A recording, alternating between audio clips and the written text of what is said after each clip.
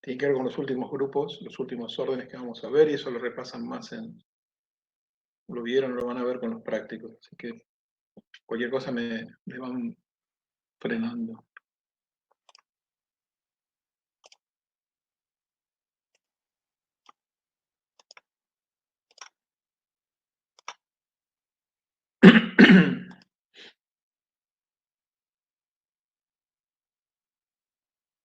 ¿Se ve bien la pantalla?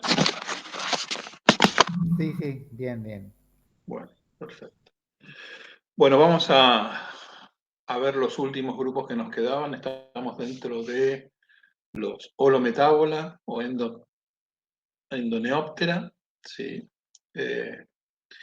Habíamos visto toda una serie de grupos medianamente emparentados, que son los panorpoidea o mecopteroideos, con Mecoptera, Lepidoptera, Tricoptera, Díptera y Sifonáptera. De acá habíamos destacado Lepidópteros y Dípteros como los grupos más especiosos de todos los que habíamos visto hasta ahora. Y ya habíamos terminado con Stresíptera, un orden bastante extraño por el tipo de hábito que tiene, ser endoparásitos de insectos. Hoy vamos a ver los últimos grupos de holometábolos que nos quedan, y son los que están más relacionados con los Coleóptera, y un grupo muy importante, pero no hay una clara afinidad con ninguno, que son los Hymenoptera. Tanto coleópteros como himenópteros son de los grupos de los órdenes más especiosos que hay en la naturaleza. ¿Sí? Coleóptera probablemente sea el orden de animales más especioso que existe. Seguimos en ese mismo lugar de la clasificación. Seguimos dentro de los holometábolos, o endoneóptera, endopterigota, oligoneóptera, todos sinónimos.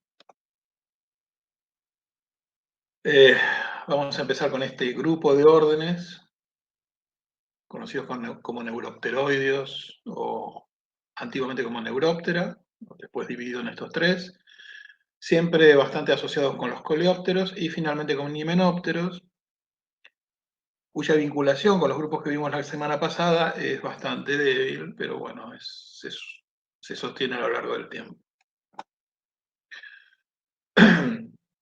Cuando hablamos de neuropteroideos, en realidad nos estamos refiriendo a tres grupos de insectos no muy habituales, no muy especiosos, no muy comunes de ver, salvo algunas familias, que antiguamente se los consideraba dentro del mismo orden, que era Neuróptera. ¿Sí? Neuróptera hace referencia al patrón de nerviación de las alas, que es bastante profuso, con una gran cantidad de tanto nervaduras principales longitudinales bien desarrolladas, como de nervaduras transversas. En ese punto los hacía bastante similares, por lo menos, o aparentaba bastante similitud con el plan de nerviación de los odonatos y los efemerópteros, los dos grupos que vemos hoy dentro de Paleóptera. Y entonces, antes se los relacionaba bastante. Es más, en las divisiones que se hacían en los museos, de los grupos de estudio, de las colecciones, odonatos y efemerópteros siempre se guardaban, las colecciones estaban asociadas a las de Neuróptera, a la sección Neuróptera. Eso tenía que ver con la afinidad que se veía desde Linneo hasta hace unas varias décadas. Actualmente a los neuropteroideos, estos neurópteros, rafidiópteros y megalópteros, se los asocia con coleópteros, porque presentan cabeza prognata con gula, larvas campodeiformes, si recuerdan son las larvas eucéfalas, oligopódicas, que son bastante activas, y un mismo tipo de ovipositor. Es decir, no hay una serie de características muy fuertes o de sinapomorfías fuertes que los reúnan. Los megalóptera son quizás de los insectos más grandes que podemos encontrar en la actualidad. Es un grupo muy poco diverso, como ven, 250 especies, o más, un poco, algunas más. Están tal cual desde el Pérmico. Obviamente tienen cabeza prognata. El aparato bucal es masticador. En algunos machos de coridálidos, ahora vamos a ver las familias, tienen las mandíbulas hipertrofiadas, ocelos presentes en 3 o ausentes y antenas bastante largas. Los ojos compuestos están bien desarrollados, 2 pares de alas similares, un plan de nerviación generalizado, sin pterostigma. Las alas se acoplan, ¿sí? Con un sistema jugo frenado, ¿se acuerdan de cómo era este tipo de acoplamiento alar? No tienen cercos. Las larvas son acuáticas, son depredadoras, pueden medir hasta 8 centímetros de longitud, tienen branquias abdominales, ¿sí? Que son interpretadas como derivados apendiculares, como excitas, obviamente aparato bucal masticador. Las pupas son décticas y exhaladas, libres, no protegidas en un cocón. Tienen ciclos cortos o largos, hasta 5 años. Esto es bastante habitual en muchos grupos acuáticos, que puedan tener ciclos larvales, ciclos de vida largos. Y va a depender de en qué lugar del mundo habitan, ¿sí? Generalmente cuando están más cerca del Ecuador, los ciclos son cortos, y cuando se alejan en zonas templadas, los ciclos pueden llegar a durar varios años.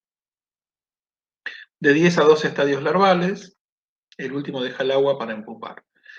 En general, todos los insectos acuáticos que pueden tener o todo su ciclo en el agua, o la parte larval es acuática. Generalmente las pupas son terrestres, ¿sí?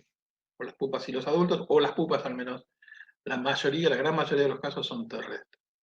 La presencia de 10 a 12 estadios nos hace pensar también en un ciclo de vida generalizado, ¿sí? Si pensamos en la cantidad de estadios que pueden tener odonatos o efemerópteros, que tienen una gran cantidad de estadios larvales, pueden tener 10, 15, 20,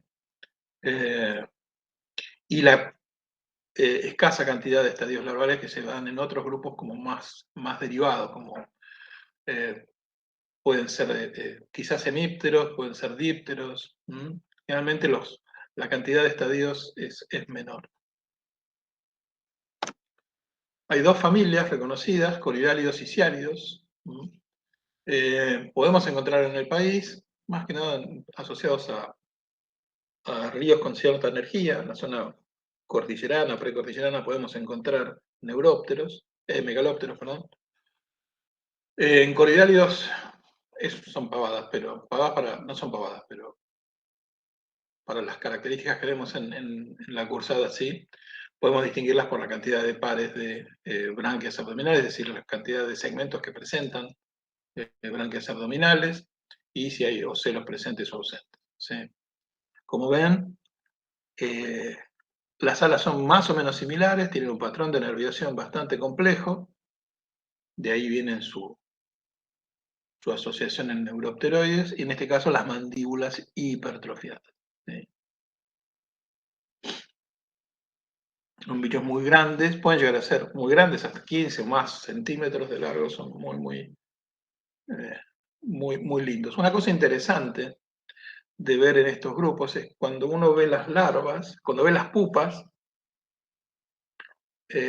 larvas, pupas y adultos, se da cuenta que no hay lo que hablamos la otra vez, ¿no? No hay una gran diferenciación morfológica, como podemos ver en un ciclo de una mosca, de cualquier díptero, de algún otro grupo, un himenóptero, un lepidóptero. En estos bichos, la diferenciación entre larvas y adultos es mucho más importante el tema de las alas que otras variaciones morfológicas del cuerpo. Lo que nos hace pensar que eh, un poco más en algunas teorías que explican el origen evolutivo de las pupas. Quizás se acerca más esto a una propuesta como la de Hinton que a una propuesta como la de Berlese, ¿sí? Si las larvas son bastante parecidas a los adultos, es un granito de arena más para la teoría de Hinton que para la teoría de Berlese. El segundo orden dentro de los neuropteroides son los Raphidioptera, que no están presentes en el país, no han sido citados en el país. Son del hemisferio norte. Son parecidos a Megalóptera, pero con el cuello largo, que no es un cuello. ¿Qué sería esto? ¿Alguien me puede decir? ¿Es del protórax eso? El protórax, exactamente. Acá vemos el primer par de patas, por lo tanto eso nos está indicando que esta parte es el protórax. Dos pares de alas similares, plan de nerviación generalizado con pterostigma, hembras con ovipositor elongado, sin cercos, obviamente, larvas terrestres, muy similares al adulto, de nuevo, este punto, de 10 a 15 estadios, también muy similar a lo que pasa en algunos grupos sexopterigota, desarrollo largo de 2 años o más, larvas en pupa en una celda, pupa déctica y exarada, son depredadores, no importan las familias, no están en Argentina. Y de los tres órdenes, Neuróptera sé que resume un poco más la diversidad de los neuropteroides, cerca de 5.000 especies, ¿sí? O sea que los otros dos órdenes representan un 10% de los neurópteros aproximadamente, están desde el Pérmico, hay neurópteros muy pequeños a muy grandes, es un grupo bastante diverso, con una gran disparidad morfológica interna, obviamente aparato bucal masticador, antenas largas, tres patas, tres pares de patas similares, excepto en mantíspidos, donde el primer par es raptor, algunas especies de verótidos. Dos pares de alas similares, con plan de nerviación generalizado y sin cercos. Como ven, la mayoría de las características son comunes en los tres grupos y por eso antes estaban todos dentro del grupo del mismo orden que era Neuróptera. Neuróptera en sentido amplio. Larvas prognatas, depredadoras, como la hormiga león. Piezas bucales adaptadas para la succión, donde las mandíbulas pueden tener un canal, ¿sí? Su cara interna, ese canal se cierra con la ciña que se adosa a la mandíbula. Pupas décticas y exaradas. ¿Se acuerdan, no? Pupas décticas que pueden mover las mandíbulas gracias a la musculatura del adulto, y pupas exaradas que son libres. Se reconocen 6 superfamilias, como el orden Neuroptera es bastante dispar, la clasificación representa esa disparidad. Tenemos mayor cantidad de grupos de nivel familia, de nivel familia.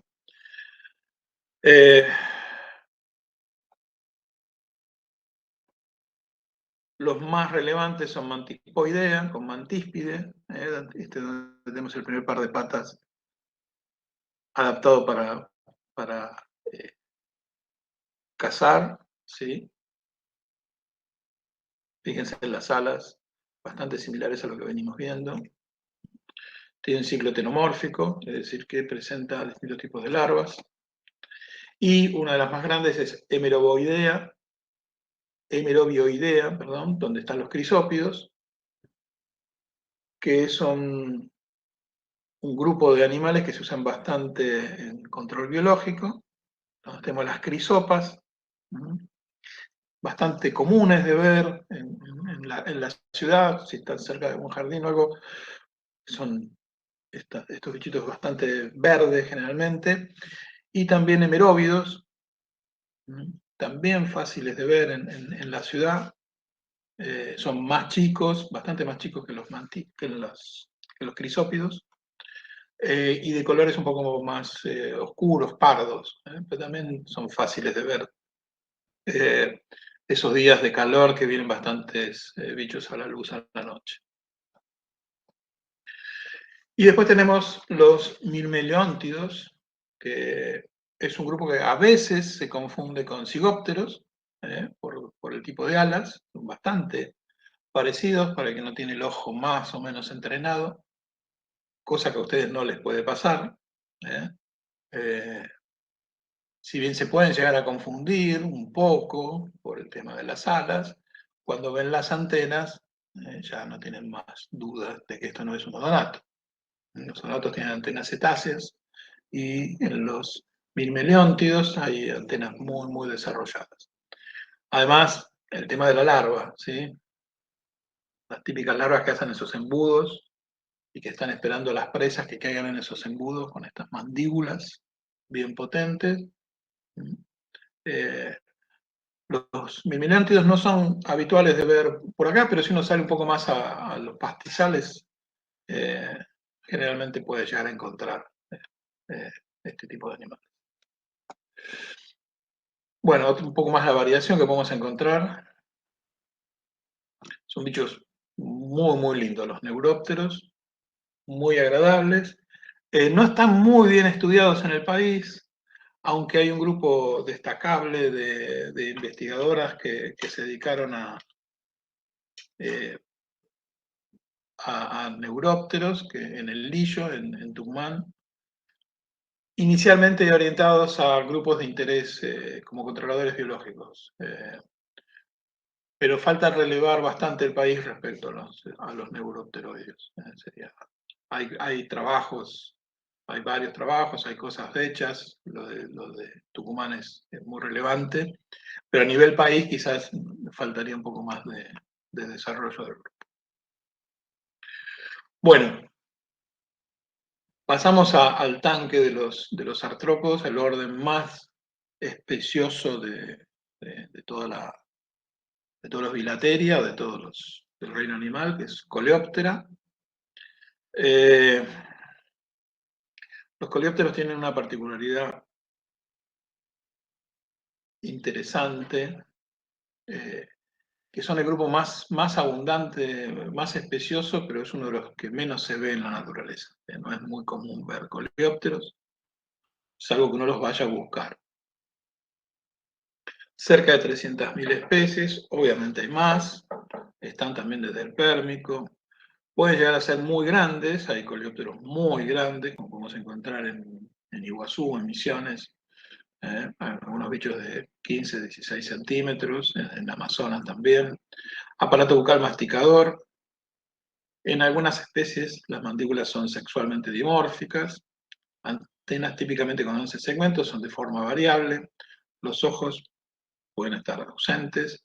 El primer par de alas se transforma en élitros, el segundo par membranoso se pliega debajo de los élitros. Este segundo par en algunas especies puede estar ausente o puede estar reducido, es decir, que no todos los coleópteros tienen capacidad de vuelo, hay entonces polimorfismo alar, pero ese polimorfismo alar generalmente no alcanza a los élitros, que tienen una función de protección más que de vuelo. El polimorfismo alar alcanza el segundo par de alas. Y otra cosa interesante es que las coxas están alojadas en cavidades. La cabeza es prognata con gula, esto los acerca a los neuropteroides. Secundariamente puede ser hipognata, está muy esclerotizada, todo el cuerpo está muy esclerotizado. Los ojos, cuando están presentes, que es la mayoría de las veces, pueden estar divididos en una región dorsal y otra ventral, como se vio en efemerópteros, ¿sí? en Girínido, que es una familia de coleópteros acuáticos, entonces una parte del ojo está mirando por debajo de la superficie del agua y otra parte del ojo, la parte dorsal, está mirando hacia afuera en el aire, fuera del agua. Ocelos 2, generalmente ausentes, protórax más grande que el meso, que es pequeño, y el meso es pequeño porque lleva los élitros y los élitros no requieren musculatura para el vuelo porque generalmente no se vuela con los élitros, por lo tanto el desarrollo del mesotórax es menor. Metatórax está reducido en especies que no desarrollan el segundo par de alas. 2 a 3 pares de túbulos de Malpighi. Puede haber criptonefridios, ¿se acuerdan? Era esa asociación íntima entre los túbulos de Malpighi y la última parte del digestivo, ¿perdón? Que servía como para mantener una especie de esqueleto hidrostático en algunas larvas, por ejemplo. El sistema nervioso es variable, puede estar bastante generalizado con con 8 pares de ganglios bastante visibles o distinguibles en el abdomen hasta formar toda una sola masa. Aquí tenemos las alas, primer par transformado en élitros, muy típico del orden, y el segundo par con pocas nervaduras, formando celdas. Una celda importante que van a tener que ver es el oblongum, que es importante por una cuestión, un carácter sistemático que permite diferenciar subórdenes, no porque sea importante por alguna otra cosa. Bueno, con respecto al desarrollo, reproducción sexual, ovíparos, lo normal, ¿sí? Los coleópteros son insectos, si bien son holometábolos, son insectos bastante generalizados, ¿sí? Tanto por las características internas, por el aparato bucal, ¿sí? No son como los dípteros, un grupo de insectos que estén sean muy derivados. Pueden presentar casos de partenogénesis y viviparidad, los ciclos de un año o varios años. Los ciclos pueden ser terrestre-terrestre, es decir, larvas, pupas y adultos terrestres. Pueden ser acuático-terrestres, larvas, acuáticos, pupas terrestres, adultos terrestres.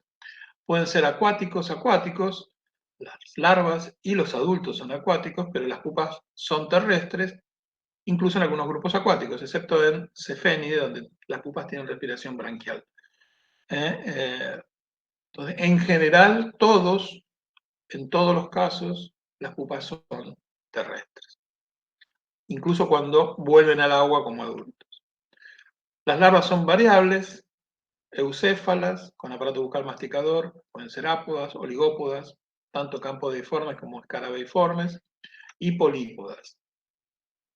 Las pupas adécticas generalmente son libres, raramente obtectas, y hay casos de hipermetamorfosis, como meloideos. Son terrestres, todo tipo de ambiente, el 98% de las especies de coleópteras son terrestres, secundariamente acuáticos, aproximadamente 5.000 especies. Estos acuáticos no es un solo grupo que volvió secundariamente a este tipo de ambiente, sino que hay líneas independientes, ¿sí? Que independientemente colonizaron el medio acuático. Fitófagos o fungívoros, plantas, madera, hongos, productos secos almacenados, depredadores, carroñeros, pocas especies parásitas. Una cuestión que es muy importante en Coleóptera es la bajísima disparidad morfológica que encontramos en el orden. Todos los Coleóptera, casi todos los Coleóptera son básicamente iguales, ¿sí? Muy parecidos. No van a encontrar las diferencias que encuentran entre los subórdenes o infraórdenes que pueden ver en dípteros, que pueden ver en himenópteros, que pueden ver en odonatos, que pueden ver en hemípteros, ¿sí? En Coleóptera los subórdenes, los infraórdenes, las series son bastante parecidas. Esto aparentemente se dio porque encontraron un bauplano o alcanzaron un tipo de organización bastante estable y bastante eficiente y exitosa. Está caracterizada por el desarrollo de élitros, por las coxas que se alojan en cavidades, por un aumento de la proporción de la superficie corporal esclerotizada, por un achatamiento del cuerpo y por espiráculos ubicados en la cavidad subelitral, es decir, por debajo de los élitros, entre el cuerpo y los élitros. Lo que hace que los coleópteros sean básicamente tanquecitos, ¿sí? Acorazados, que les permite este tipo de organización corporal tener bastante éxito en ambientes estrechos y tener una protección contra la depredación y contra la acción de agentes patógenos y físicos bastante grande. Evidentemente, cuando encontraron un Bauplan tan exitoso, tan eficiente, se quedaron ahí. Y tuvieron un éxito enorme a nivel específico, a nivel de grupos, pero no hay una gran disparidad morfológica. Todos tienen aparato bucal masticador, hay algunas diferenciaciones a nivel de antenas, a nivel de patas, a nivel de alas, pero son variaciones dentro de un mismo plan. Como decíamos al principio, conforma el grupo de animales más diverso y abundante del planeta y uno de los menos vistos. Una consulta. Sí. El hecho de que las que estén en cavidad, las cosas estén en cavidades, ¿tiene Sí. que ver con algún tipo de movilidad diferente en las patas o No, no? lo que tiene que ver, a mí me parece que ese le da una ventaja adaptativa importante, es que la articulación de las patas con el cuerpo están protegidas. Ah, bien. Y eso es una zona de debilidad, la zona de la membrana entre coxa y, y pleura, ¿sí? En los segmentos torácicos. El hecho de que estén alojadas en cavidades y todo esto esté bien esclerotizado les da una protección extra. Gracias. No, de nada.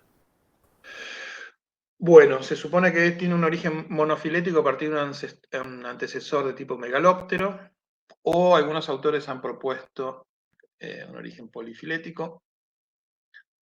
En la actualidad se reconocen 4 subórdenes, de los cuales 2 son los que se ven y en el práctico digo que son los 2 donde se concentra la mayor cantidad de especies, especialmente en el último que es polifaga.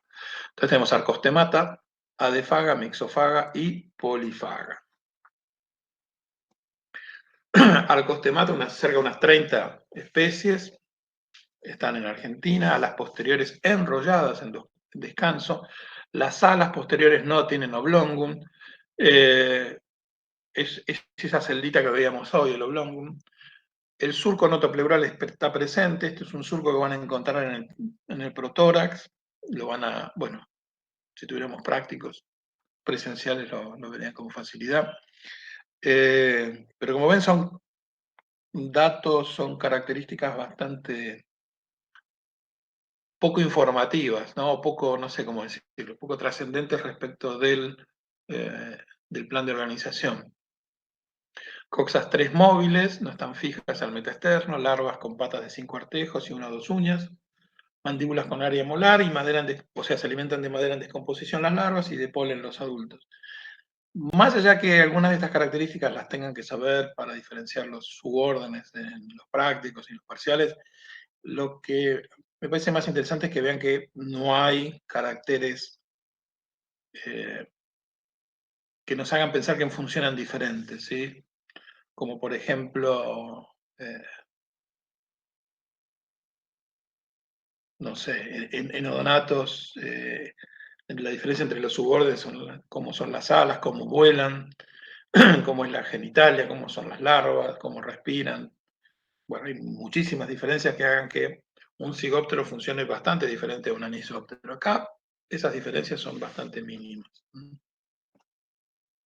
Adefaga es uno de los subórdenes con mayor cantidad de especies, no es muy trascendente para lo que es un coleóptero, pero sí es muy importante para lo que es un orden de insectos. Piensen que, no sé, Neuróptera tiene 5.000 especies más o menos, Odonatos unas 6.000, Plecóptera, Efemeróptera andan por ahí, este suborden tiene 35.000, son depredadores, algunas pocas especies secundariamente fitófagas. Seguimos el ala con el oblongum, seguimos con el surco notopleural, las coxas 3, larvas con 5 artejos, mandíbulas sin área molar. O sea, seguimos con estas características, no son muy trascendentes. Podemos diferenciarlos como en 2 series, terrestres y acuáticos. Dentro de los terrestres podemos destacar a los carábidos, que concentran la mayor cantidad de especies del suborden. Y dentro de los acuáticos tenemos 3 familias, 2 de ellas, ditícidos y ginidos, son como de los más abundantes. Las larvas de ditícido tienen mandíbula con canal suctor, similar a lo que vimos en algunos neurópteros. Y tienen las mandíbulas, además de tener un canal suctor, bastante hipertrofiadas, desarrolladas. Estos son los carábidos, cascarudos bastante típicos. Girínidos con los ojos divididos en 2, ¿se acuerdan? Que tenían una parte dorsal, cada ojo, para ver fuera del agua, y una parte ventral, que es para ver por debajo del agua, y los ditícidos, otros grupos. Todos son acuáticos. Mixofaga, el tercer suborden, muy poquitas especies, previamente considerados como polífagos. nada. Como ven, no hay muchas diferenciaciones. Y llegamos a los polífaga. Un suborden que tiene cerca de 250.000 especies, como ven, es una cosa seria. Las alas no tienen oblongum, nunca se enrollan y tampoco tiene el protórax, el surco notopleural. Es una manera de poder diferenciar generalmente un polifaga de una adefaga, que es lo que habitualmente nos encontramos nosotros en la naturaleza. ¿Sí? Muy difícil encontrarse con un mixofaga y bastante difícil encontrarse con un arcostemata. ¿Sí? Si nos encontramos con un coleóptero, seguramente va a ser polifaga o una adefaga. ¿Cuál es la manera de identificarlos? Bueno, podemos ver la segundo par de alas y le vemos si tienen oblongum o no. Y si no queremos abrir, levantar el élitro y desplegar el segundo par de alas, nos fijamos lateralmente en el protórax y si encontramos el surco notopleural es una adefaga y si no lo encontramos va a ser un polifaga. Se divide en series en vez de infraórdenes, es una costumbre que hay dentro de Coleóptera. Algunas series son muy importantes en número de especies, como esta Filiniformia. Hay otras que son menos importantes, pero esta Filiniformia y Scarabeiformia son de las más grandes. Dentro de estos tenemos los hidrofílidos, una familia muy importante acuática. Y tenemos estafilínidos también, una familia muy importante, bastante habitual de ver. Estafilínidos podemos encontrar asociados a hormigas en hormigueros, grupo muy interesante, tienen los élitros cortos. Y dentro de Scarabeiformia tenemos escarabeidos, lucánidos, pasálidos, la mayoría de los bichos que tienen cuernos en cabeza y protórax, siempre terrestres. Otra serie muy importante son los Elateriformia, donde tenemos elatéridos, son los bichos taladros, estos que saltan cuando los agarramos. Lampíridos, los bichitos de luz. Bupréstidos, también un grupo muy famoso, muy conocido. Bostriquiformia es importante desde el punto de vista de los biólogos porque están los derméstidos, y los derméstidos son las plagas que se consumen todas las colecciones de los museos, ¿sí? Y son los bichos que se usan para, que los mastozoólogos o los vertebradólogos usan para pelar esqueletos.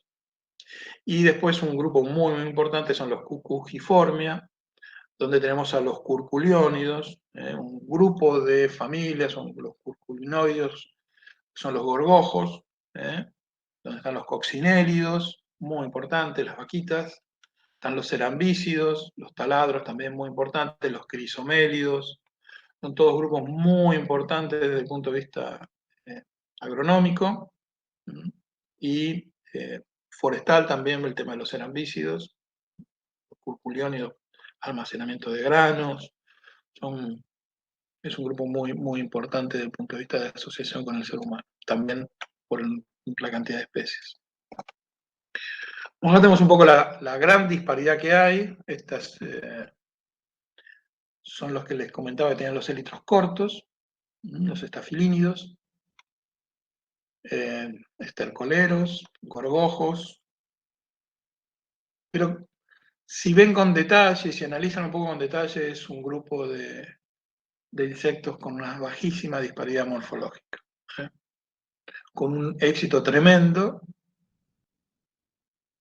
pero es el caso de un grupo de animales que ha encontrado un plan de organización muy, muy eficiente, y eso ha hecho que no se disparara la disparidad, no se disparen las diferencias respecto a los planes de organización. Bien, pasamos a los Hymenoptera, que están solos, o los podemos ubicar solos dentro de los Hymenopteroidea, un grupo bastante autoapomórfico. También es un grupo muy importante desde el punto de vista de la cantidad de especies, 130.000. Hymenoptera con Coleóptera, con Díptera, con Lepidóptera y con Hemíptera son de los grupos, y Ortóptera también podemos incluir, son los grupos más importantes respecto a la cantidad de especies. Hymenoptera, a diferencia de lo que encontramos en Coleoptera, es un grupo con una altísima disparidad morfológica interna, igual pasa en dípteros. Tiene aparato bucal masticador, pero presenta diferentes modificaciones para la succión. 2 pares de alas membranosas. El plan de nerviación está reducido, es bastante atípico. La nomenclatura que se usa para describir los planes de nerviación de los hemípteros es propia de los hemípteros, no se usa para ningún otro grupo de insectos. Tienen acoplamiento por ámulis, de ahí viene el nombre del orden, que forma una membrana, un himen entre las 2 alas. El abdomen generalmente, en primer lugar, el abdomen está íntimamente relacionado con el tórax y en la mayoría está constricto entre los segmentos 1 y 2. El ovipositor en terebra, a veces modificado en aguijón. Las larvas pueden ser polípodas o ápodas. Las pupas adécticas, generalmente exaradas. Encontramos un desarrollo importante de grupos eusociales y probables relaciones de parentesco con panorpoideos.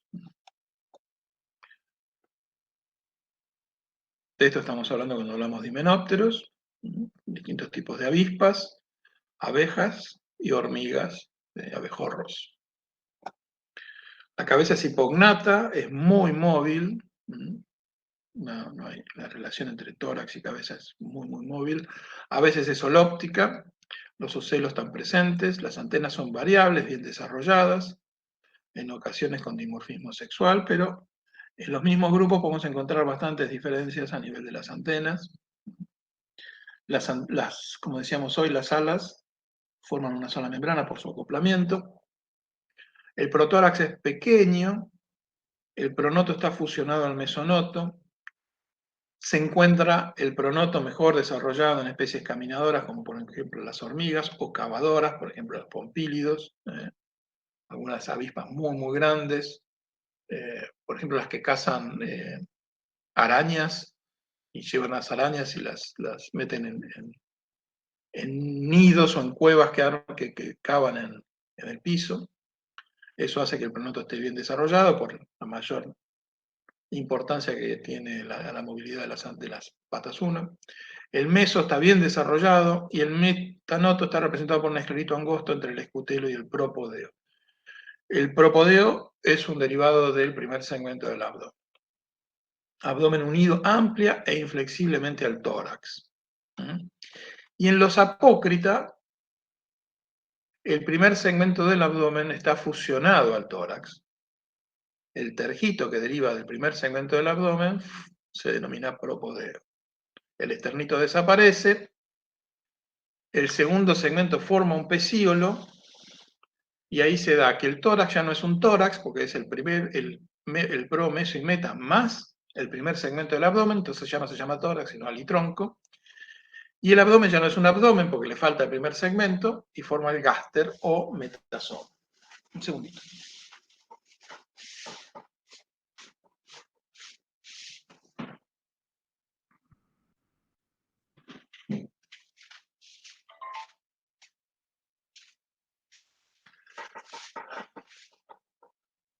Eso pasa en los apócritas, ¿sí? En las avispas, en las abejas, en las hormigas. Los grupos más basales de himenópteros son los reconocidos como sínfita, y eso no pasa ahí. Ahí lo que encontramos es que el abdomen está ampliamente e inflexiblemente unido al tórax. Como vemos acá, no hay pecíolos. Entonces tenemos la cabeza, muy móvil, con un buen desarrollo de antenas, un protórax que va a estar más desarrollado en especies caminadoras o cavadoras, un meso bien desarrollado, un meta no tan bien desarrollado, por lo menos dorsalmente, y después tenemos el propodeo, esto es en apócrita, que esto deriva del primer segmento, es el primer segmento del abdomen. Entonces, el primer segmento del abdomen más los 3 segmentos del tórax forman el alitronco. Hay como una retagmatización en este grupo. Después tenemos el pecíolo, que puede estar formado por 1 o 2 segmentos del abdomen, y lo que falta, lo que resta es el gáster. Entonces acá tenemos una retagmatización bastante importante en los apócritas. Acá ven. Primer segmento del abdomen asociado al tórax, segundo y tercero formando el pecíolo, y del cuarto al 11º formando el gastro. Plan de nerviación con pocas nervaduras, hablamos más de celdas que de nervaduras, ¿sí? El par posterior más chico que el par anterior, hay polimorfismo alar en grupos sociales, puede haber casos de braquiptería, en hormigas, por ejemplo, o aptería. Patas adaptadas a diversas funciones, para cavar, para carreo de presas, colectoras de polen, raspado, etcétera, etcétera, etcétera. Como dijimos, el ala anterior se acopla a la ala posterior a través de una serie de ámulis.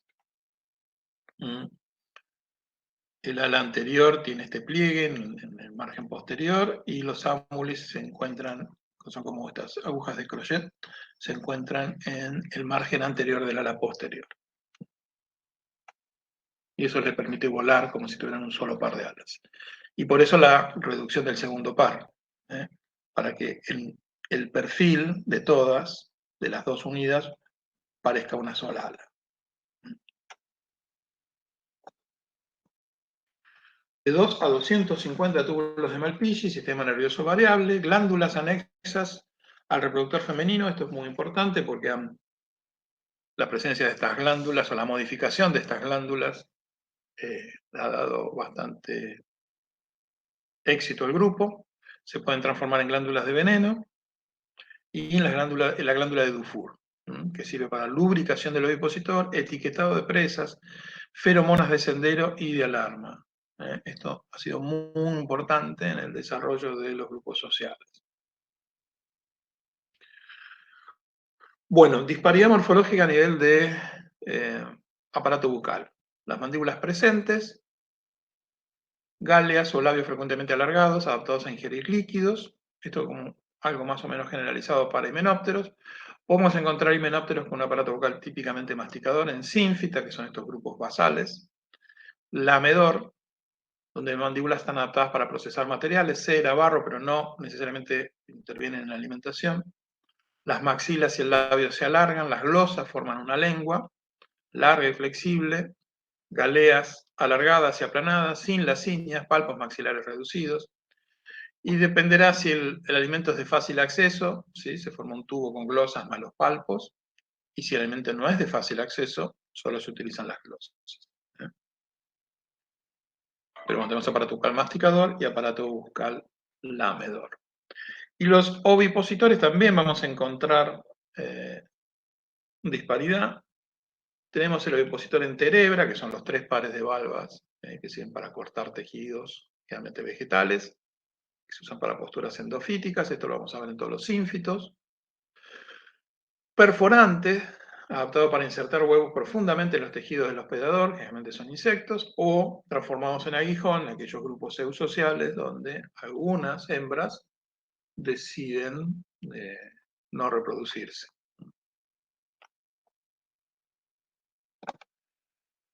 También en el desarrollo vamos a encontrar distintos tipos de larvas y disparidad en este punto. Hay 2 tipos morfológicos básicos.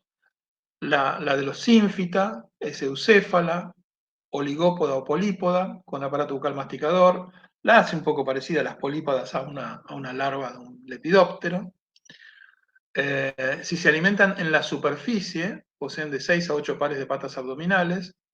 Si son minadoras, las patas torácicas se reducen y las abdominales desaparecen. En Apócrita son ápodas y generalmente acéfalas. El proctodeo no se conecta con el mesenterón hasta la última muda larval. El hecho de que las larvas de Apócrita sean ápodas y generalmente acéfalas nos está indicando que las madres ponen los huevos en los lugares donde se van a alimentar las larvas, ¿sí? Por lo tanto, las larvas no requieren un desarrollo muy importante de las estructuras cefálicas ni de las patas. Ya están viviendo dentro del alimento. Pueden ser fitófagas, pueden ser nectoparásitas, pueden ser endoparásitas, pueden alimentarse de néctar o polen, pueden ser depredadoras o pueden formar agallas. Tenemos una gran disparidad respecto a la alimentación. Se supone que la alimentación basal es fitófaga y que después fue cambiando, fue mutando a estos tipos de alimentación. Las pupas son generalmente adécticas y exaradas. La pupación ocurre en un cocón de seda y la seda está secretada por las glándulas labiales. Recuerden que las glándulas labiales podían ser asignables a glándulas coxales modificadas y desembocan en la base del labio, por lo tanto, de esa manera las podemos asignar con mayor seguridad a lo que habrían sido glándulas coxales. Heteromorfosis o hipermetarbolia, natural en las especies parásitas, donde encontramos un primer estadio larval variable, puede ser un planidium, ¿sí?, que busca y penetra en el hospedador, después una larva nauplioide, que puede nacer dentro del huésped, y después pasan a un último estado larval que es acéfalo y ápodo. Cuidados parentales con alimentación única continua, ¿sí? Esta alimentación única puede ser cuando las madres buscan una presa de un tamaño suficiente como para que sirva para toda la alimentación de su larva. En ese caso, lo último que van a alimentarse las larvas es el sistema nervioso. O sea, mantienen viva a la presa durante todo el desarrollo larval. O continua, donde la hembra, la madre, va ofreciéndole presas de menor tamaño de manera más continua. O también otro tipo de alimentación que no sean presas, sino pueden ser polen o otro tipo de cosas. Construcción de nidos con barro, con papel, con cera. Para la construcción de nidos usan las mandíbulas. Cuando hablamos de sínfito y de apócrita, que era la clasificación más antigua, más clásica, ¿sí?, de los himenóptera, los sínfitos en este grupo de himenópteros con las características más generalizadas, tanto del aparato bucal, del ovipositor, del tipo de larvas y de la relación entre abdomen y tórax. En realidad es un grupo de superfamilias que hoy se lo considera un grupo parafilético, por eso siempre está escrito ahí en itálica. Y Apócrita sí se considera como un grupo natural, que es el grupo que está caracterizado por esa nueva tagmosis. Dentro de los Apócrita tenemos toda esta serie de grupos, donde antes o clásicamente están separados en la serie parasítica y los aculeados. Ahora después volvemos. En esta filogenia vemos el tipo de alimentación de las larvas, ¿sí?, cómo pudo haber ido evolucionando. O sea, el tipo de alimentación larval está sobreimpuesto sobre la filogenia. Vemos que la forma generalizada de las larvas eran fitófagas, pasaron a un comportamiento ectoparásito, y en algunos grupos ese comportamiento ectoparásito pasó a ser endoparásito. En algunos secundariamente volvieron a una especie de fitofagia con alimentación de néctar o polen. Sí, vemos acá. Algunas depredadoras. Pero como ven, hay ciertos tipos de alimentaciones que surgieron varias veces de manera independiente dentro del mismo orden. Dentro de los sínfita vamos a encontrar estas superfamilias, son los principales grupos. Hablamos de sínfito, pues es un poco más cómodo, pero no pierdan de vista que es un grupo parafilético. Y dentro de Apócrita tenemos la serie parasítica, que también se considera hoy en día parafilética, y Aculeata, que se considera un grupo monofilético, un grupo natural. En todos los Apócrita, el primer segmento abdominal se transforma en el propodeo y el segundo especiolado, puede ser el tercero también. Las larvas ápodas, generalmente acéfalas, y se da el inicio de la zoofagia en las larvas. Dentro de la serie parasítica tenemos a los ineumónidos como grupos importantes, con cerca de 20.000 especies, ¿sí? Los calcidoideos, otro grupo muy importante en cantidad de especies, cerca de 18.000. Fíjense, algunas superfamilias tienen casi la misma cantidad de especies que algunos órdenes de insectos. Que pueden llegar a ser muy, muy interesantes, muy importantes. Están bastante bien estudiados los Hymenoptera, junto con los Coleoptera, y los Diptera probablemente son de los 3 grupos que han atraído más entomólogos, más taxónomos a trabajar en esos grupos, también por la cantidad de especies que hay y por la importancia que tienen en sus asociaciones, distintos tipos de asociaciones con el hombre y con los productos que genera el hombre. Acá tenemos parasíticos típicos con este ovipositor bien alargado, bien desarrollado, que sirve para perforar madera, para perforar insectos, hospedadores, muy interesantes. Si llegan a ver alguna vez alguna avispa, algún ineumónido poniendo huevos, véanlo porque es interesante cómo hacen ese trabajo. Muy, muy interesante de ver.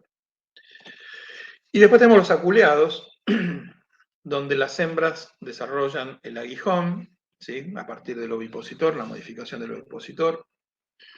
Y tenemos como 3 grandes grupos: los crisidoideos, los vespoideos, donde están familias muy importantes como Pompilidae, como Formicidae y como Véspidae. Grupos muy, muy importantes en términos de cantidad de especies. Y los Apoidea, donde tenemos las abejas y algunos grupos digamos, avispas como los esfécidos, los abejorros. Dentro de los Vespoidea tenemos los mutílidos que semejan, son ápteros, semejan muchas veces hormigas, pero no son hormigas y si lo llegan a picar es muy doloroso, muy doloroso. Bien, ahí terminamos con la primera parte.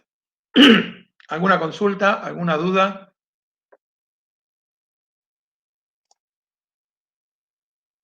No.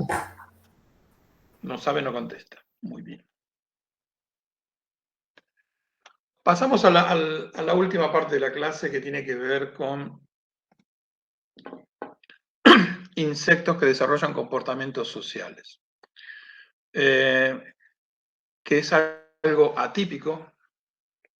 En general para los animales es atípico y es atípico para los artrópodos y también obviamente es atípico para los insectos. Pero dentro de los insectos, y quizás por el gran éxito que tuvo el grupo, la disparidad que tiene, la cantidad de órdenes, la cantidad de grupos, la cantidad de especies que hay dentro de los insectos, los comportamientos sociales surgieron repetidas veces, muchas de ellas con mucho éxito. Entonces vamos a hacer un pantallazo general de cómo vemos representados estos tipos de comportamientos en los insectos. Entonces primero tenemos que decir que lo más habitual en insectos es el comportamiento solitario, ¿sí? Donde las interacciones entre los adultos se restringen a la cuestión de reproductiva, ¿sí? Comportamiento sexual, y a competencias intrapoblacionales. Las relaciones con la progenie están asociadas exclusivamente a la oviposición, o sea, todo el cuidado que puede tener una madre en estos casos es elegir un buen lugar para que sus huevos y sus larvas tengan éxito, que puedan desarrollar bien su desarrollo embrionario y después, cuando salgan las larvas, el primer estadio larval o la prolarva, estén en un hábitat apto para el desarrollo de todo su ciclo. Ese es lo máximo que hace una madre por su progenie, cuando hay comportamiento solitario. Y se da la mayor cantidad de especies de insectos y la mayor cantidad de órdenes. ¿Sí? Después tenemos algunos grupos donde tenemos un comportamiento subsocial, donde los adultos protegen o alimentan a su prole por un periodo de tiempo luego de la eclosión, pero los padres los abandonan o mueren antes que las crías se conviertan en adultos. Esto podemos ver de alguna manera un comportamiento, los dermápteros, ¿sí? Donde las hembras protegen a los huevos, hay cuidados parentales, pero nunca, nunca se solapan los padres con los hijos cuando llegan al estado adulto.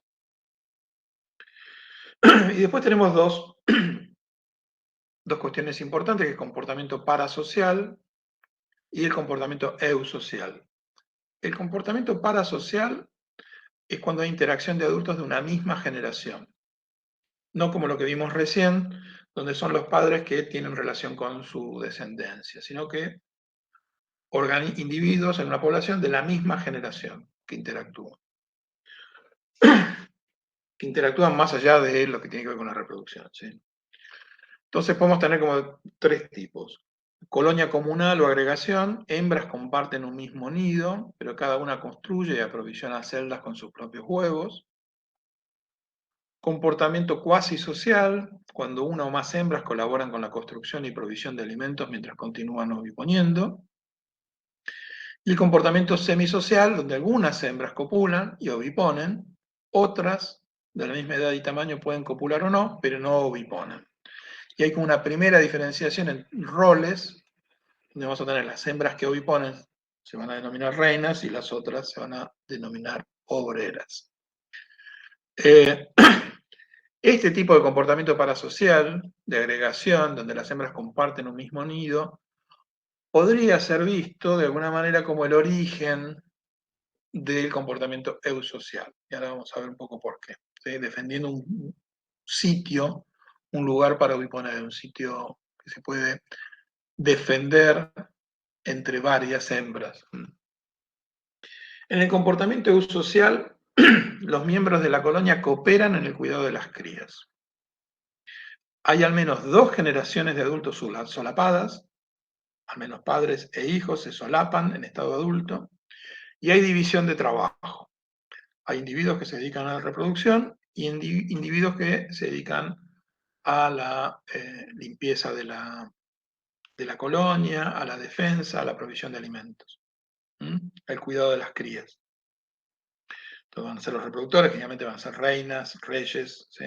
Y las obreras, soldados también. En un principio se considera que la eusociabilidad no produce variaciones morfológicas en la apariencia de los individuos que están en uno u otro rol, que sí van a diferenciarse por el comportamiento y por el desarrollo de los órganos reproductores. En general, al principio se cree que las colonias tenían pocos individuos, que duraban poco tiempo, ¿sí? Como con algunos ejemplos en alíctidos o antofóridos, son himenópteros. Y en grupos más avanzados las colonias son más grandes, tienen una mayor duración, se van complejizando, y las castas se pueden distinguir claramente por una observación de su morfología externa. Y otra cosa importante, sus miembros no pueden vivir independientemente. Para que los miembros no vivan independientemente se deben dar un par de condiciones. Primero, que estén todos vinculados gracias al desarrollo de feromonas, que son las que mantienen las interacciones entre los individuos de la misma colonia, y la trofalaxis, que es un fenómeno muy importante que hace que un individuo alimente a otros, ¿sí? Es un intercambio de líquidos que puede ser de la boca a boca o de boca a ano, digamos que de ano a boca, que permite alimentación, distribución de alimentos y hormonas. Cuando se da trofalaxis, los individuos no se pueden alimentar solos. Necesitan siempre ser alimentados por otros y esto mantiene unida a la colonia y hace que no puedan vivir independientemente. Distintos grados de sociabilidad con distintas características que tienen que tener. Los eusociales avanzados son los que tienen todas las características: cuidado continuo de juveniles, cuidado cooperativo de la prole, división de labores reproductoras, colonias con al menos 2 generaciones de adultos, hembras reproductoras diferenciadas morfológicamente. ¿Sí? En los solitarios no tenemos ninguna de las características, ni en los eusociales avanzados tenemos todas. ¿Qué grupos de insectos o en qué grupos de insectos ha aparecido comportamientos sociales? Donde más se ha desarrollado y donde tenemos eusociales es en isópteros y en himenópteros. bastante alejados, ¿sí? Las termitas, las hormigas, las abejas, las avispas, bastante alejados unos de los otros en la filogenia, con características radicalmente diferentes, un tipo de metamorfosis, tipo de aparato bucal, tipo de todo, muy diferentes. Y después encontramos algunos casos de comportamientos sociales en Blatodea, ¿sí? Que podría haber dado lugar, ¿se acuerdan cuando vimos Blatodea? Como el grupo que dio, como un grupo parafilético porque debería incluir a los isópteros. Este comportamiento puede tener que ver con el pasaje de bacterias, ¿sí? En algunos casos de hemípteros, en tisanópteros, en los trips, ¿sí? En el caso de hemípteros, en pulgones, en coleópteros, en algunos coleópteros que son fungívoros, y bueno, esto explota en himenóptera. Pero como ven, son, salvo hemípteros y tisanópteros, que tienen una relación bastante estrecha, estos dos órdenes, ¿sí? ¿Se acuerdan? Condilognata, y Blatodea con Isóptera, que podría verse como un precursor del comportamiento eusocial de los Isóptera. Después Coleóptera, Himenóptera, Hemíptera, están como bastante separados, que nos hace pensar un poco en cuál podrían haber sido las razones de la aparición de estos comportamientos sociales. Que no debería haber sido un solo motivo el que generó este tipo de comportamiento, sino que probablemente en distintos grupos las causas hayan sido diferentes, o pueden haber sido múltiples, ¿sí? Se proponen como distintas causas para la aparición de un comportamiento social, específicamente para el comportamiento eusocial. No es fácil de explicar el comportamiento eusocial en insectos porque requiere que algunos individuos dejen de reproducirse, ¿sí? Es como que, entre comillas, decidan no reproducirse. Y eso es bastante atípico para un organismo, más para un animal, donde la mayoría de sus acciones y de su vida están orientadas a alimentarse y a reproducirse. Más, la mayoría de las especies animales, una vez que los individuos se reproducen, se mueren, o sea, como que la función principal es la reproducción. Por lo tanto, es bastante llamativo encontrarse con individuos, con especies que tienen individuos que deciden sacrificar su capacidad reproductiva. Entonces, ¿cuáles serían las causas que podrían haber fijado este tipo de comportamiento y que haya sido exitoso, que haya demostrado una ventaja adaptativa? Una posible causa es el mutualismo, que daría un mayor éxito por vivir en grupo, mayor éxito reproductivo, mayor expectativa de vida. Esto no explica la aparición de castas estériles, podría ser un primer escalón hacia la aparición de castas estériles. Manipulación parental, la casta estéril surge por manipulación de la madre, ¿sí? Cuando una madre, una reina, esteriliza a sus hijas, a las obreras, para que sus hijas no se puedan reproducir, y en ese caso ayudarla a la reina en la cría de sus hijas, de sus hermanas. Sus hijas la ayudan a criar más hijas en lugar de procrear nietas. Esto se da en algunos casos del ser humano, pero no creo que sea la misma causa psicológica que podemos encontrar en insectos.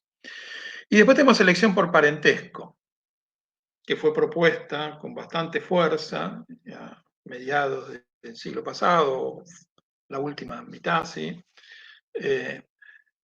En la selección por parentesco se sugiere que sería adaptativa, sería seleccionable, porque permite la alteración de la frecuencia génica en la siguiente generación por acciones que aumentan o disminuyen la capacidad de reproducción de algunos parientes. Para hablar de selección de parentesco deberíamos tener un sistema de determinación haplodiploide, ¿sí? Donde las hermanas comparten una mayor proporción de genes entre sí que con sus posibles hijas.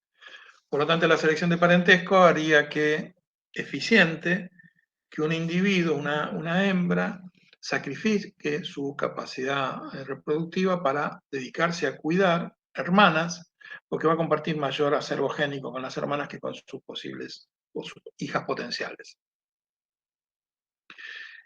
Esto puede explicar la aparición de comportamientos eusociales y de castas estériles, pero siempre requerimos de un sistema haplodiploide. Una de las posibles causas que se sugiere ahora, después de analizar distintos tipos de insectos sociales y de insectos eusociales y tratar de encontrar un patrón más o menos común a todos, porque se dan casos de eusociabilidad en grupos haplodiploides y en diplodiploides, ¿sí? Por lo tanto, la selección de parentesco no sería un motivo universal para la aparición de estos comportamientos sociales.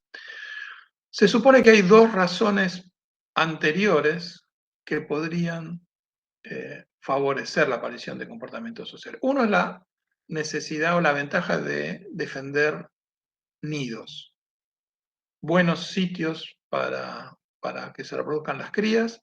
Esto haría que se asocien hembras y que tengan interacciones más allá de dentro de la misma generación, y eso podría haber llevado a que aparezcan después otro tipo de comportamientos que aseguren el comportamiento social. Y la otra característica que aparentemente podría ser importante y más o menos universal en todos los grupos es que los comportamientos eusociales surgen en grupos monogámicos, ¿sí? Donde las hembras se reproducen con un solo macho. Y esa monogamia podría haber sido precursora de los comportamientos sociales en insectos. Después, en algunos grupos, cuando hay haplodiploidía, esto aumenta las chances de éxito de comportamiento social y podría haber sido el responsable, este sistema de determinación, de la estabilidad y del progreso de las colonias. Entonces, tenemos algunas cuestiones básicas más o menos universales que uno las puede entender, como una asociación para cuidar de lugares de puesta, monogamia, y en algunos grupos el hecho de que tenga un sistema haplodiploide podría haber favorecido el desarrollo de todos estos comportamientos. Se han propuesto algunas posibles rutas hacia la eusociabilidad. Una de ellas es la ruta subsocial, donde un grupo comienza su formación cuando la madre vive lo suficiente como para solaparse con sus hijos, que de este modo tienen la oportunidad de colaborar con ella. Podría originarse con un ciclo bivoltino. Un ciclo bivoltino es cuando hay dos generaciones en un año. Cualquier animal que tenga dos generaciones en un año, es decir que obviamente no pasa en vertebrados que necesitan mucho tiempo, pero en muchos insectos dependerá del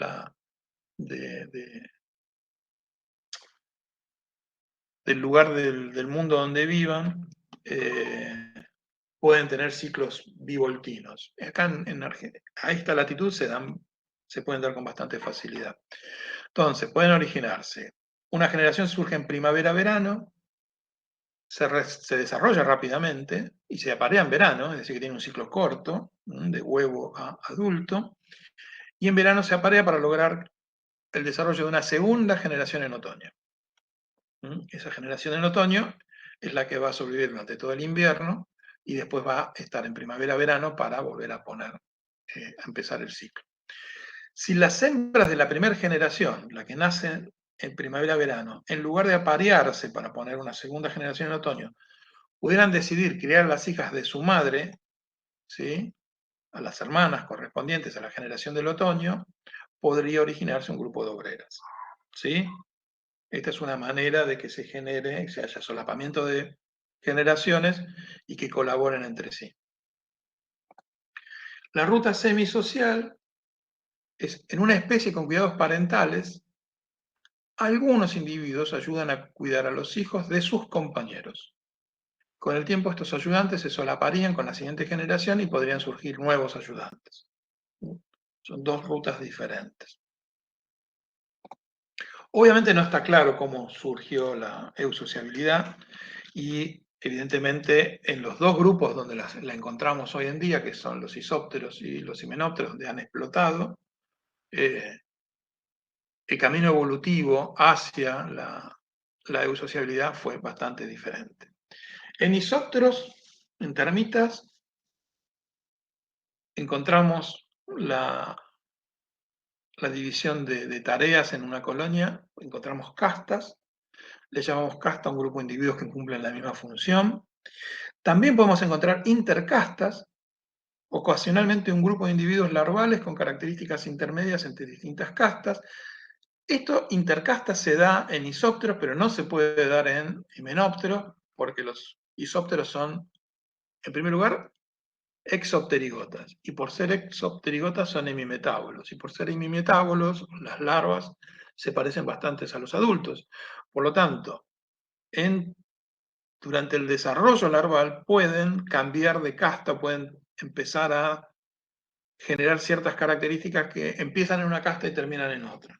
¿Sí? Esto no puede darse en un organismo con un desarrollo, con una holometabolia, ¿no? Como los himenópteros. ¿Y eso qué lo regula? Seguramente algo hormonal, pero digo, Sí, el control de las castas y de cómo va a ser tu morfología, qué rol vas a cumplir, se da mediante hormonas, ¿sí?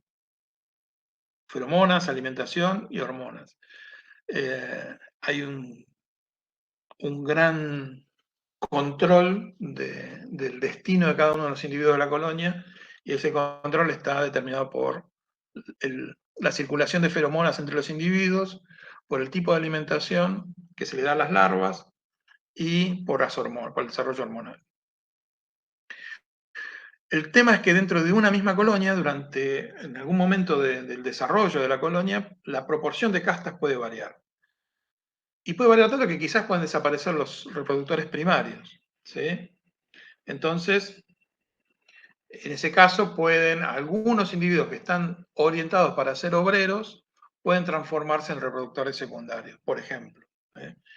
Tiene que ver con las necesidades a lo largo del tiempo de la colonia, necesidades de distribuir mayor o menor cantidad de individuos en una casta o en otra.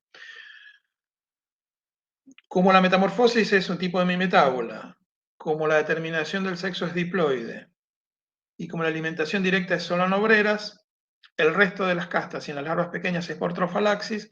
Esto permite un control bastante estricto del destino que va a tener cada individuo a través de feromonas, alimentación y hormonas.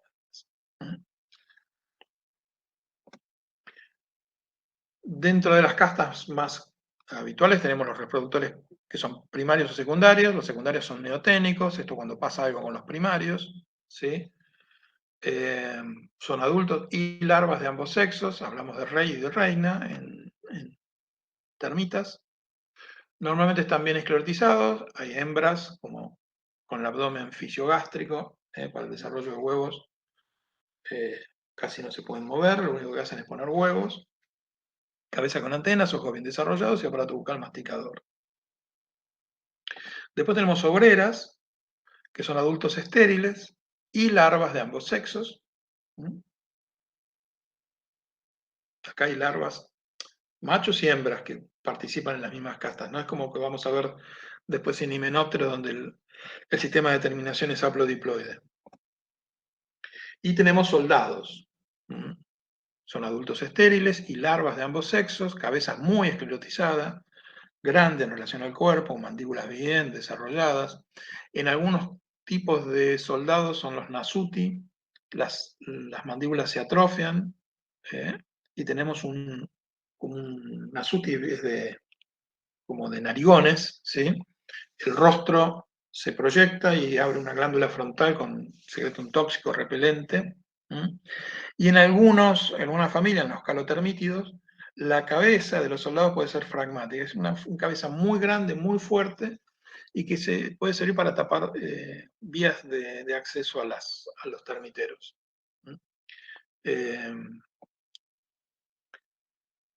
¿Cómo se puede formar una nueva colonia nisóptera? Lo que estamos bastante habituales a ver son enjambres, no sé si ustedes habrán visto alguno, después de una lluvia, cuando los suelos están más o menos blandos, pueden surgir del suelo, la zona de ahí de La Plata, acá en Buenos Aires, un gran número de alados sale del suelo porque la colonia es como, está en el suelo, no hay un termitero en estas zonas, no se forman termiteros clásicos como podemos ver en Corrientes. Generalmente sucede al comienzo de la época de lluvia, se trasladan algunos cientos de metros volando y al aterrizar pierden las alas. Y un macho atraído químicamente por una hembra la sigue hasta que ésta encuentra un buen sitio para el nuevo nido. Generan ese nuevo nido, cierran la entrada y copulan. Y va a ser la pareja real, es decir, la pareja de reproductores primarios.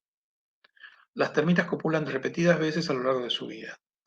Podemos hablar de monogamia. Luego de oviponer, esperan que la primera camada se valga por sus propios medios y comienzan a alimentar a la reina. Luego comienzan a oviponer nuevamente, inicialmente toda la descendencia es obrera, y luego se van incorporando, se van distinguiendo distintas castas y van incorporándose soldados. Las reinas pueden llegar a poner 3.000 huevos por día y vivir más de 15 años. Esto era por enjambre y esto es por brotación. Colonias de estructura difusa, donde no tenemos un termitero muy bien delimitado. Algunos grupos se van aislando del resto, ¿sí? Imagínense una estructura muy difusa en el suelo, y que algunos grupos quedan como más alejados de donde está la celda nupcial, donde están los reproductores primarios. En estos grupos se diferencian neoténicos, porque como que se aísla esta parte más aislada, más alejada, se aísla de la colonia principal. Ya no están los reproductores primarios asociados, entonces hay larvas, generalmente que están en la casta de las obreras, que se van a diferenciar neoténicamente, van a ser reproductores secundarios, y ahí comienzan como un grupo independiente de la colonia parental y tenemos una nueva colonia. Y también por fragmentación social. En algunas especies, un grupo de individuos de todas las castas, a veces incluyendo la pareja real, original, se separan de la colonia original y se van.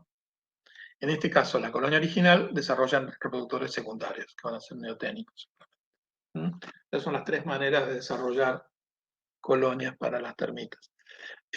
Los isópteros hay un grupo muy importante en Corrientes, que tiene una tradición muy importante en el estudio de termitas. Si a alguno le interesa estudiar termitas, debería recalar en Corrientes y ir a hablar allá. Bueno, el grupo donde más diversidad de especies con comportamiento social hay es el orden de los himenópteros. En Hymenoptera tenemos determinación de sexos por haplodiploidía, tenemos solo metabolia, tenemos larvas acéfalas, estamos hablando de los apócritas, ¿sí? Que vimos recién, no de sínfita. Hay un surgimiento múltiple de la eusociabilidad, al menos una vez en formícidos, en hormigas, una o dos veces en véspidos, una en esfécide y aproximadamente 8 en apoidea. Esto es interesante, porque evidentemente el hecho de que haya una determinación haplodiploide favorece la aparición de este tipo de comportamiento, el éxito de este tipo de comportamientos. Los himenópteros son buenos voladores, tienen mandíbulas versátiles que les permiten construir nidos de distintos tipos, con distintos materiales. Pueden modificar su ovipositor para poner huevos, para defensa, construcción de nido. La riqueza de especies y la edad que están estos grupos han permitido probablemente la aparición múltiple de este tipo de comportamientos. Como ven acá, esto tenemos una hormiga. Fíjense la pupa, pero fíjense las larvas. Bien, las céfalas, las ápodas no tienen nada que ver. Las larvas con los adultos. Hay una gran disparidad interna y esto se da gracias a la alimentación continua que tienen los bichos. Bueno, una posible ruta que ha sido propuesta para la aparición de la eusociabilidad en himenópteros tiene que ver con el cambio de dieta. Si pensamos en el origen fitófago que vimos recién de los ínfitos, ese tipo de alimentación de las larvas fitófagas, con aparato, una larva oligópoda o polípoda, ¿se acuerdan que si eran, se alimentaban en la superficie, tenían todos los segmentos abdominales con patas, y si eran minadoras perdían las patas abdominales y se reducían las torácicas? Bueno, a partir de este tipo de larva, eucéfala polípoda, y con alimentación fitófaga, podría haber surgido algunas hembras que ponen sus huevos de manera endofítica, no sobre la superficie de las plantas, sino dentro de las plantas. Esta postura endofítica, donde tienen que modificar un poco el ovipositor en terebra para poder generarla, puede producir, o pudo haber producido en las plantas, una reacción de los tejidos donde fue la postura para formar las agallas. Esta es como una defensa de la planta contra la oviposición. Pero para las larvas, para los himenópteros, estas agallas pudieron haberse convertido en un recurso alimenticio. Por lo tanto, algunas hembras podrían haber estado buscando activamente agallas para poner los huevos directamente en agallas y no que sus huevos generen agallas, como para tener un mayor éxito esa descendencia. Por lo tanto, a partir de este nuevo comportamiento, las agallas como recurso, las hembras que ponen huevos en agallas, podrían haber empezado coexistencia de diferentes especies, de diferentes larvas dentro de la misma agalla. En ese caso vamos a tener dentro de una agalla larvas de diferentes especies, y alguna de estas larvas, alguna de estas especies, podría haber cambiado la alimentación a una zoofagia, pasar de una fitofagia a una zoofagia facultativa. ¿Sí? Si está en una agalla con larvas, se puede alimentar de algunas larvas, y también podría haber elegido alimentarse de los tejidos vegetales. Y en algunos casos, con zoofagia facultativa, podría haber surgido la zoofagia obligada, donde pierde la libertad de elegir y sí o sí tienen que buscar agallas que estén activas, con larvas internas, para que pongan huevos que se alimenten de esas larvas que están dentro de la agalla. En ese caso, en aquellos grupos donde se desarrolla una zoofagia obligada y un cambio de alimentación de las larvas, las hembras encuentran una nueva función para el ovipositor. Esto quiere decir que el ovipositor puede servir no solo para poner los huevos en las agallas, sino directamente en los huéspedes, en las presas, más que los huéspedes. Esto sugiere un mayor desarrollo de cuidados parentales, que podría terminar en una captura de presas, con un mayor contacto entre madres e hijos y después solapamiento de generaciones. Esto podría haber sido una de las rutas que siguieron diferentes grupos de himenópteros para alcanzar la eusociabilidad.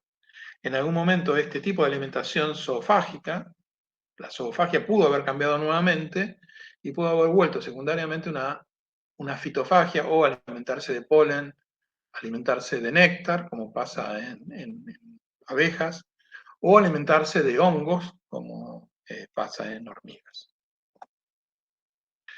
Entonces tenemos dos líneas, los Vespoidea, dentro de los Aculeata, ¿no? Construcción de celdas para huevos más presas. Esto lo vemos muchas veces en las avispas alfareras, que hacen celdas con barro o que hacen celdas en el piso, y ahí capturan una presa, la inmovilizan, ponen un huevo dentro de la presa, la meten en la celda y tapan la celda. Entonces, lo que decíamos hoy, esas larvas se van a alimentar, en realidad son depredadoras porque se alimentan totalmente de la presa, no dejan nada, y cuando terminan de consumir esa presa ya se produce la metamorfosis y sale el adulto de esa celda. En formícidos, volvió a cambiar el tipo de alimentación, pasan de la zoofagia a la fitofagia, fungívoras. Entonces lo que hacen es cultivar un hongo dentro de sus colonias a partir de restos vegetales, que es lo que están buscando por sus jardines, y lo llevan a la colonia para que ese hongo se desarrolle y se alimentan del micelio de esos hongos. Pueden colonizar el suelo gracias al desarrollo de una glándula, la glándula metatorácica, que produce mirmicacina, que evita la proliferación de otros hongos indeseados, ¿sí? Que se les honguee su colonia, que esto puede pasar porque están en el suelo. También producen ácido indolilacético, que fomenta el crecimiento del hongo del cual se van a alimentar, y ácido fenilacético, que mantiene la hoguera libre de bacterias. El desarrollo o la aparición de esta glándula metatorácica y la producción de todas estas sustancias le permitió a las hormigas volver al suelo, usar el suelo como matriz para sus colonias. Esto ha sido bastante importante, muy significativo en la evolución de los formícidos, de pasar de nidos construidos con papel, con cera, con barro, a usar el mismo suelo como nido. Es un paso muy importante. Y en apoidea tenemos también otra vez un cambio de alimentación de la zoofagia a la alimentación de polen y néctar, construcción de celdas para su aprovisionamiento y cría. De nuevo, tanto en formícidos como en apoidea tenemos larvas ápodas y acéfalas que van siendo alimentadas constantemente por las obreras, no necesitan procurarse el alimento y que han desarrollado este tipo de comportamientos muy complejos y exitosos. Además de isópteros y de himenópteros, que, insisto, tengan claro que tipo de metamorfosis diferente, tipo de determinación genética diferente, son comportamientos muy diferentes, aunque todos calzan dentro de la definición de comportamiento eusocial. Podemos encontrar algunos casos como no tan exitosos en otros órdenes. Por ejemplo, en Tisanoptera, en los trips, ¿sí? ¿Los recuerdan? Con dilognata. Tenemos determinación del sexo por haplodiploidía. Hay diferenciación morfológica, algo de diferenciación morfológica en soldados de ambos sexos. En áfidos, que es Hemiptera sternorhynca, también podemos encontrar distintos tipos de rol que pueden cumplir con soldados, no hay solapamiento de generaciones. Y en Coleóptera, un caso muy interesante es el de Austroplatypus, que son colonias de hembras dentro de árboles que se alimentan de hongos ambrosía. Pero no son haplodiploides, son diplodiploides. En Tisanoptera y en áfidos tenemos grupos semimetábolos y haplodiploides. La característica principal de la organización social de pulgones y trips es el autosacrificio de algunos individuos para defender a familiares. Este es un tipo de comportamiento que puede o no estar acompañado por modificaciones o alteraciones morfológicas o especializaciones en el ciclo de vida. Todas las especies sociales causan agallas o manipulan tejidos vegetales. Todas las especies que viven en agallas se organizan en grupos familiares con solapamiento de generaciones. Solo unas pocas poseen adaptaciones para la defensa. Aún en ausencia de agallas pueden formar agregaciones de individuos emparentados. Incluso este comportamiento social puede ocurrir en solo un hospedador cuando puede haber varios en el ciclo. Entonces, cuando hablamos de comportamiento social en tisanópteros y en áfidos, vemos algunas características comunes que podemos ver con himenópteros y con isópteros, porque tienen algunas características similares con himenópteros como ser haplodiploides o con isópteros por ser hemimetábolos, pero hasta ahora no se han encontrado casos, y probablemente no los haya, de que el comportamiento eusocial haya generado un éxito adaptativo, una ventaja adaptativa muy importante, como sí la vemos en termitas, y como si la vemos en himenópteros.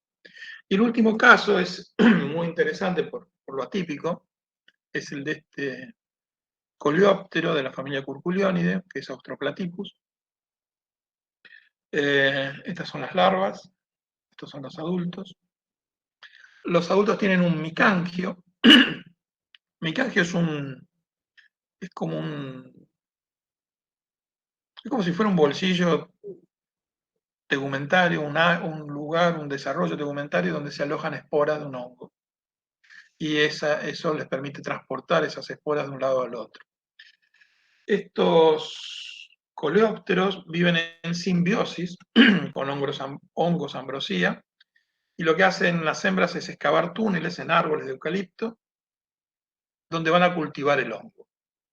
Las nuevas colonias son fundadas por hembras que están fertilizadas, transportan a los hongos en esos micangios,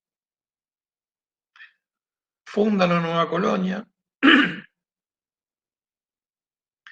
excava túneles y deposita las esporas que llevan el micangio y pone huevos, ¿sí?, donde van a salir larvas. Los machos y algunas hembras van a abandonar a la hembra fundadora, que va a quedar acompañada por unas 5 hijas nada más. Estas hijas perderán rápidamente los últimos 4 tarsitos de la pata 3, porque a partir de ahora van a vivir exclusivamente en las galerías que se producen dentro del árbol. La entrada a la colonia se cierra por acción del mismo árbol, por lo tanto la colonia va a quedar aislada. Esto determina que las hijas nunca puedan ser fertilizadas y que comiencen a ayudar al mantenimiento de la colonia. La hembra fundadora mantiene el esperma de su cópula previa a lo largo de su vida. Entonces, esta colonia va a ir progresando dentro del eucalipto. Y nada más. Un caso bastante atípico que se está estudiando. Lo que no se sabe muy bien en este caso es si esta hembra que va a formar la colonia inicial tuvo una sola cópula con un macho o tuvo cópulas con varios machos, como para ver si esta premisa de la monogamia sirve o funciona en todos los grupos que desarrollan algún tipo de comportamiento social. Eso todavía no se sabe, o no encontré ningún lugar donde se haya dicho. Bueno, nada más.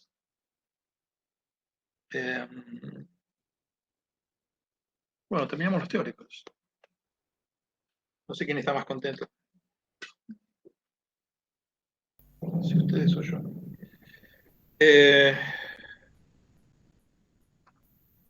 ¿Alguna consulta, alguna duda? No, la verdad que agradecerles porque han sido muy, muy útiles, muy claros aparte los teóricos realmente. Bueno, gracias. Espero que el año que viene tengamos oportunidad, aunque sea de conocernos presencialmente. Supongo que pasará ya toda esta pesadilla y por lo menos empezaremos a tener oportunidades de hacer algo de manera presencial. De ser así, lo que nosotros pensamos, quizás darle la oportunidad a aquellos que hayan cursado de esta manera, que tengan chances de hacer algún ciclo corto de clases prácticas, más o menos intensivo, donde puedan ver material.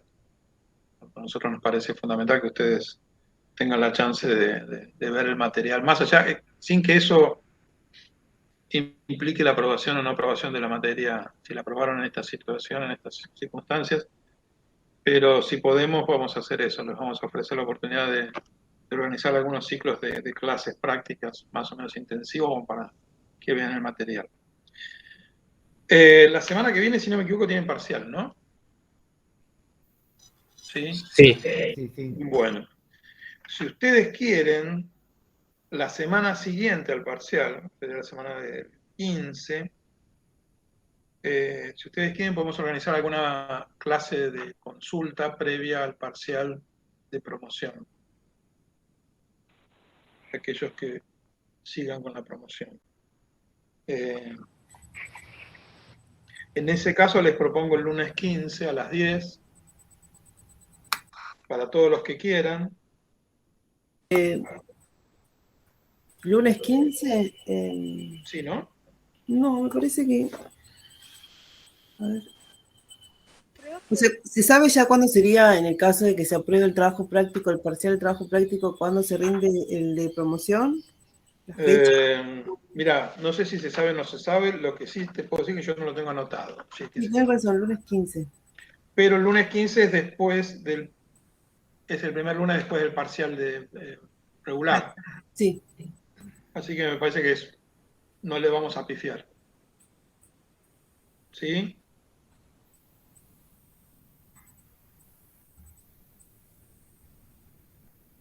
Quedamos así con el mismo link.